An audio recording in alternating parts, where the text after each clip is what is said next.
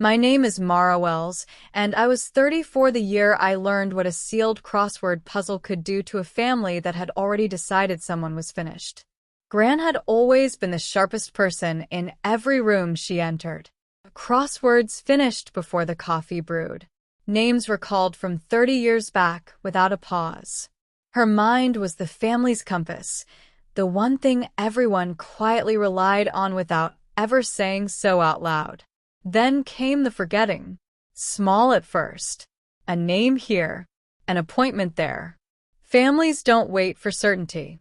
Families decide. The whispers started in October. Visits grew shorter. Decisions were made before she entered the room. And slowly, without a single announced conversation, the family rearranged itself around Gran. The way water moves around something it has decided is no longer worth disturbing. Nobody told Gran. Nobody thought they needed to. She sat in her armchair every evening, lavender cardigan, reading glasses perched at the end of her nose, crossword open across her knee, pen moving in its steady, deliberate way. The family moved around her and assumed she was drifting. They thought she didn't notice. That was the first mistake. Welcome back to her silence, where ordinary women set quiet boundaries that change everything, and dignity always gets the last word. If you've ever watched someone you love get quietly written off by the people who should have known better, drop a comment and subscribe. Because what Gran did next took 22 days to build and one morning to deliver. And nobody in that family saw it coming. It was a Tuesday in early December. The kitchen smelled of Earl Grey and something just past warm, the particular smell of a house settling into evening. My mother was at the counter, back half-turned, speaking to my Aunt Rosalind like I wasn't there. She won't remember by Christmas anyway. Casual. Certain. The way you say something you've been thinking long enough that it stops feeling like a decision and starts feeling like a fact. The house will need to be managed properly, my mother continued. I've already spoken to the family attorney. We need to move while we still can, before she starts pushing back on things she doesn't understand. I went still, because my mother hadn't checked the kitchen table before she started speaking. Gran was still there. Lavender cardigan. Reading glasses on. Crossword open. She had been there the entire time, quiet and still, and neither my mother nor my aunt had thought to look. Gran's pen stopped moving. She didn't turn around. She didn't make a sound. She simply went still, the particular stillness of someone who has just heard the thing they suspected and hoped was wrong. Then, very slowly, she turned the crossword face down on the table. I was the only one who saw. She picked up her tea, both hands steady, one slow sip, and I understood, without a single word passing between us, that something had just shifted. Type 1, see her in the comments. Subscribe and stay with me, because nobody in that kitchen knew what the next 22 days were about to build. 22 days. I know because I counted. Day 1. Gran asked me to drive her to the library on Merchant Street. 2 hours inside. She came out with a notepad and said nothing. Day 4. A cream envelope arrived from a law firm. Gran collected it before anyone else was awake. Day 9. I brought her tea and noticed the drawer beneath her winter scarves was slightly open. A manila folder inside. Thick. Sealed.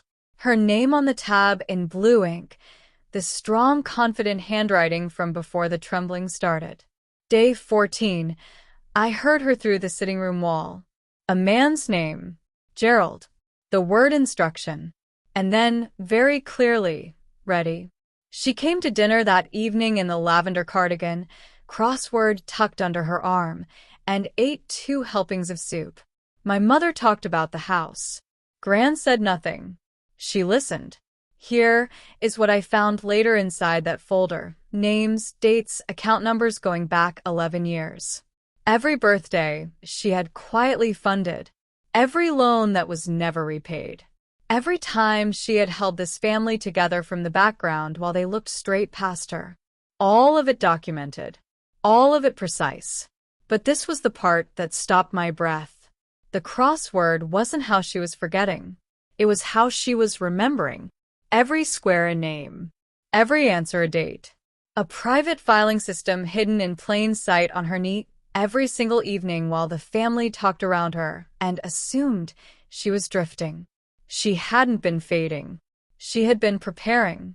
If you've ever been the one they counted on to simply accept it and disappear quietly, this next part is for you. Stay with me. Christmas morning. Pine and cinnamon. The good china. The particular bright brittleness of a family performing warmth across a table where real warmth had grown harder to find. Gran sat at the head of the table. Lavender cardigan. Crossword in her pocket, unfinished. In 30 years, I had never once seen her leave a crossword unfinished. At 11 a.m., the doorbell rang. Gerald Osei was somewhere in his 60s. Gray overcoat. Briefcase. The careful, unhurried manner of someone who has delivered important news many times and learned not to rush it. He said Gran had contacted him 3 weeks prior with a specific instruction, and he was here to fulfill it. I looked back at Gran. She nodded once. I opened the door. Gerald sat at the end of the table, set his briefcase down with quiet deliberateness, removed 3 documents and placed them in a single neat row. Then he looked up, not at my mother, not at my uncle, not at anyone who had been managing and deciding and speaking in low voices about things that were never theirs to manage. He looked at Gran. Mrs. Wells. The trust instrument has been updated. The capacity evaluation from Dr. Hartley is on record, dated the 14th of November, confirming full cognitive function. The durable power of attorney you submitted supersedes any subsequent filing. He said it the way people say things that are already done and cannot be undone. The house on Fenwick Road is protected. Any transaction requires your signature exclusively. No secondary authorization is valid. My mother's chair scraped back from the table. Gerald did not look at her. Gran reached beneath her chair alone, both hands steady, and lifted the manila folder onto the table. Sealed. Blue ink. Deliberate loops. She slid it to the center. I've been keeping records, she said quietly. 11 years of them. Every amount. Every date. Every decision made about me, around me and without me. She looked at my mother then, directly. No anger behind it. No trembling. I heard every word you said about me. I understood every decision you made without me. I want you to know, I was never confused. I was choosing what to remember. And I remembered everything. 3 sentences. Conversational volume. Only facts. The room did not breathe. My mother's response came loud and unsteady. It moved through misunderstandings and good intentions and sacrifice, without pausing once. Gerald sat with his hands folded and let her finish. When the room was finally quiet, Gran picked up her pen. She took the crossword from her cardigan pocket, unfolded it, turned it face up, and, in the complete silence of that Christmas morning, she went back to work. 3 months later, through no inquiry of my own, I learned the house on Fenwick Road had been placed in a fully protected trust. My mother had called the family attorney twice. He had explained the situation in terms that required no interpretation and left no room for a second conversation. The manila folder had seen to that. I came for tea every Tuesday after that. Gran would have the crossword half finished when I arrived, the harder clues saved for company. One afternoon I asked her when she had decided, when she had known what she was going to do. She thought for a moment, pen tapping once against the page. When I turned it face down, she said, I knew then. She filled in a square, set her pen down, looked out the window at the bare winter garden, the still, patient branches waiting for spring without any urgency at all. A person's worth doesn't expire, she said quietly. Just because someone stops counting doesn't mean the number changes. She picked up her pen. She went back to work. That's my story. A crossword no one thought to read, a folder 11 years in the making, and a Christmas morning that finally said her name out loud. If this reminded you to look more carefully at the people you love, do it today. Share this with someone who needs to hear it. Type 1 see her in the comments. Subscribe, and I'll see you in the next one.